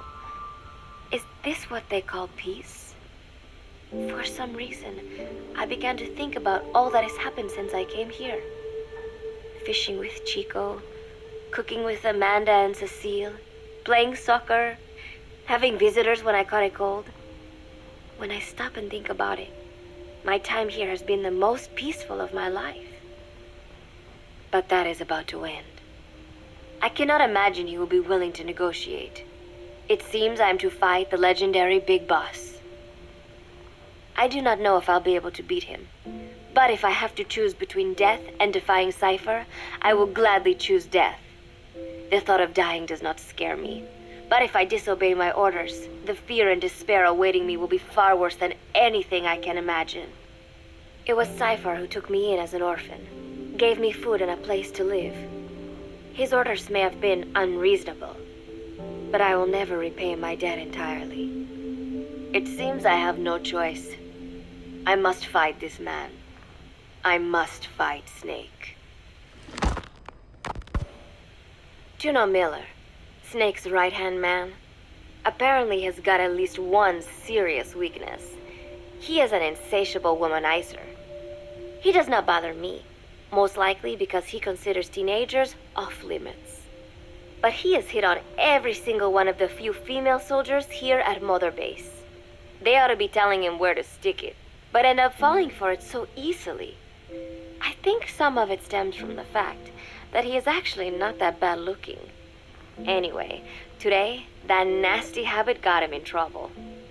He and Snake got into one of their rare fights, and I was there to see it. They burst out of the showers, completely naked, trading punches. I am no child. The sight of a naked man does not make me blush, but this was something else. "Maybe this'll teach you," Snake yelled as he slammed his fists into Miller's chest. I heard later that apparently he had been two-timing someone, and that same someone had gone to Snake with her troubles. As I see it, it is her own fault for letting herself be deceived like that. If she is too dumb to see through Miller's lies, then she got what she deserved. But this was not the first time it had happened, or the second, and Snake read Miller the riot act. Miller argued back, and what began as a shouting match turned into a fist fight. "You son of a bitch," Miller yelled as he swung. "Not bad," said Snake, smiling, "but not good enough." And then he was back on the offensive. They had already been at it pretty hard in the showers, and their bodies were covered with bruises. Both of these men had been trained for war, their bodies deadly weapons. They were each bleeding from a dozen places. All this from a fistfight. Even so, it was far less gruesome than if they had given it their all. It was obvious that one of them would be dead were they fighting for real. Miller took another swing, yelling, "Try this then!" Snake parried, then responded in kind. But I could tell he was not aiming for anything vital. "You are one tough bastard, boss," Miller muttered. A smile crept across his face as he caught his breath. And then they went right on fighting. Blood and sweat flew off their glistening bodies. It was combat without hatred or hostile intent. I had never seen violence like this before. And yet, it was more than just a friendly tussle. They were utilizing every technique they knew. It was not a sporting match. They were not playing by the rules. How could they keep this up? At last, the two men tired themselves out, and the bizarre scene came to an end. They looked at each other's battered bodies, and then burst out laughing, embracing and congratulating each other on a good fight. It all seemed so idiotic. I still cannot fathom such behavior. But somehow, I got the sense that for all his womanizing, Miller really only trusted one person, and that was Snake. There was no way I could ever come between the two of them. And at that thought, I began to feel as if I had lost. All of Mother Base is preparing for a festival. Since Snake and his soldiers spend so much time fighting, they are setting aside one day a year for peace and relaxation. I do not know all the details, but apparently that is what Snake and Miller decided. These soldiers love the idea, of course. There is so little fun to be had here that everybody looks forward to events like these. That is all well and good, but somehow I got roped into getting on stage. "Come on, we even both have peace in our names," said Miller. "And Zadarnov, that old Ruski's name, has something to do with peace too, right? Hey, as long as we're having a day of peace, we ought to get an act together. The Three-Piece Band." I thought he was joking. He then proceeded to share his idea without bothering to check with me. And now, I am slated to sing. Apparently, he had heard me on the deck one day, and since then he's wanted to form a band. Everybody's looking forward to it, so there is no way for me to back out now. I've never done anything like this, but it does feel kind of nice to know that people are looking forward to it. I mean, it cannot be any worse than Miller's singing, but modifications to Zeke are already finalized, and I must complete my mission. Betray Cypher now, and I will face a fate far worse than death. Still, there is no need to put things in motion just yet. What difference would it make to just wait a little while longer? A whole day of peace. The mission can wait until after that. Can it not? I know I am only delaying the inevitable. When the day comes, one of us will have to die. Snake or me. But still, if I could just come up with some way to stall Cypher, at least until our day of peace. When did I start having thoughts like this? My cover is blown. They know nothing of Cypher or my true objective, but they know I am a spy. There is no more time left. I must act now. I must complete my mission. How did it come to this? All I wanted was 3 more days. Just 3. Miller's already finished writing the song. It is called Love Deterrent. It is about a girl who cannot express her true feelings. I have been practicing. I am no pro, but I was pretty sure I would do a decent job. And now this. Cypher found out that Zeke was complete. He must have someone inside Mother Base besides me, spinning his tightly wound web of control, leaving no room for individual will. Typical. When they found out Zeke was complete, I was ordered to execute the operation immediately. If I was going to enjoy just 1 day of peace, I had to ensure the plan could not move forward.